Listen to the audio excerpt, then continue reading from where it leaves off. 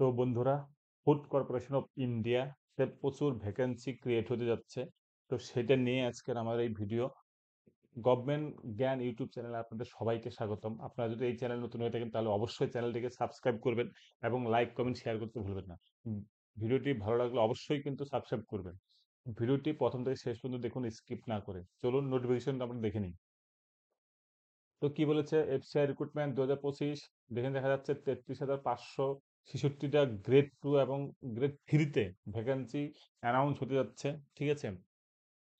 এবার এখানে যেটা দেখতে হচ্ছে, ওয়েবসাইট হলো কি আপনার fci.gov.in, এই ওয়েবসাইট থেকে আপনাকে অ্যাপ্লাইটা করতে হবে। ওকে। তো বন্ধুরা চলুন দেখি কি কি ক্যাটাগরিতে নেওয়া হচ্ছে। হবে ক্যাটাগরি 1, 2, 3, 4 এর নিয়োগ হবে।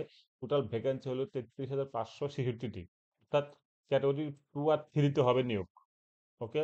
আপনারা জানেন এটা গভর্নমেন্ট জব এবং এখানে অনলাইন মোডে টোটাল অ্যাপ্লিকেশনটা হবে। প্রসেস অনলাইন টেস্ট হবে এবং ইন্টারভিউ হবে। এখনো পর্যন্ত রেজিস্ট্রেশন ডেট শুরু হয়নি, তো সেটা জানিয়ে দেওয়া হবে যখন জানানো হবে। এবং কিভাবে রেজিস্ট্রেশন করতে হবে সেটা আমি আপনাদের অনলাইনে একদম লাইভ দেখিয়ে দেবো, তাহলে পরে আপনাদের কোনো প্রবলেম হবে না। শুধুমাত্র চ্যানেলটিকে সাবস্ক্রাইব করে রাখুন। তো স্যালারি প্রায় পার মান্থ 71,000 টাকা দেখাচ্ছে, তো এটা আরো বেশি হয় সবকিছু মিলিয়ে ঝিলে।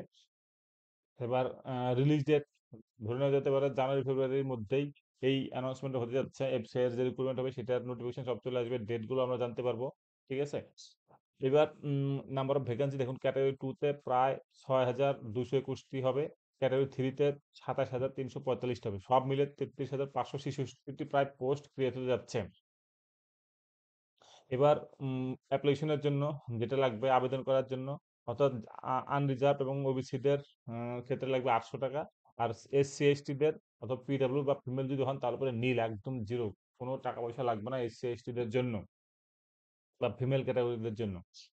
এবার যদি আমি বলি যে এলিজিবিলিটি ক্রাইটেরিয়া কি, তাহলে দেখে নিন। পোস্ট অনুসারে অনুসারে বিভিন্ন ক্রাইটেরিয়া রয়েছে। ম্যানেজার জেনারেল যেটা আছে, the candidate must be graduate degree, অর্থাৎ গ্রাজুয়েট ডিগ্রি হতে হবে আপনাকে, or equivalent from a recognised university with minimum 60% marks লাগবে। ওকে। অর সিআইসিডব্লিউ সিএস লাগবে।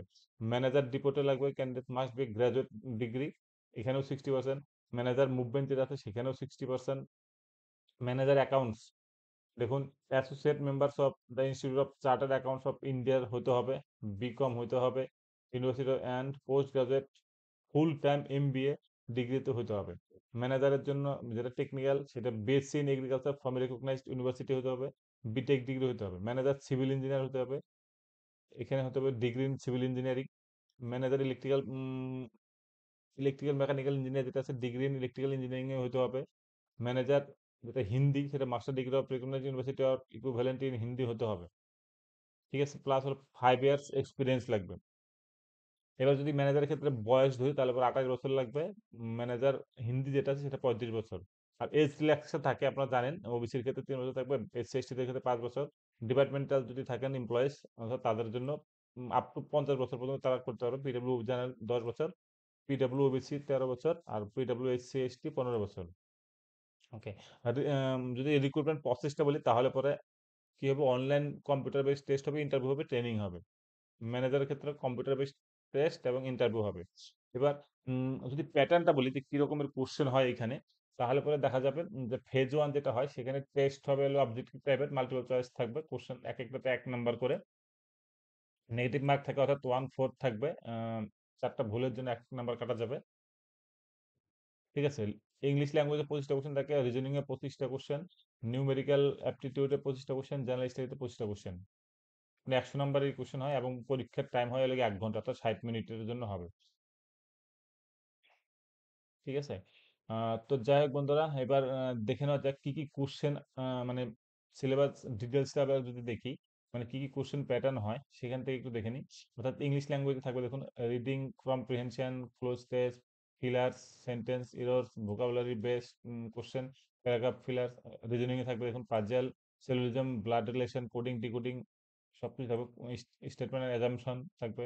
নিউগ্রাফিতে থাকবে দেখুন ডাটা ইন্টারপ্রিটেশন, ইনইকুয়ালিটিস, তারপরে আপনার লসাগু গসাগু থাকবে, প্রবলেম অন এজ থাকবে, এসআইএন অর্থাৎ সিম্পল ইন্টারেস্ট এবং কম্পাউন্ড ইন্টারেস্ট থাকবে, এভারেজ থাকবে, রেশিও থাকবে, পার্টনারশিপের অঙ্ক থাকবে, পাইপস এন্ড সিস্টেম থাকবে, একটু থাকবে জেনারেল স্টাডিজ, কারেন্ট অ্যাফেয়ার্স থাকবে ন্যাশনাল এবং ইন্টারন্যাশনাল লেভেলের, ইন্ডিয়ান জিওগ্রাফি, ইন্ডিয়ান ওয়ার্ল্ডের হিস্ট্রি থাকবে, ইন্ডিয়ান পলিটিক্স, সায়েন্স অ্যান্ড টেকনোলজির উপরে থাকবে, আম, সংবিধানের উপরে থাকবে, অর্থনীতি নিয়ে থাকবে এবং পরিবেশ ইস্যুর উপরে থাকবে।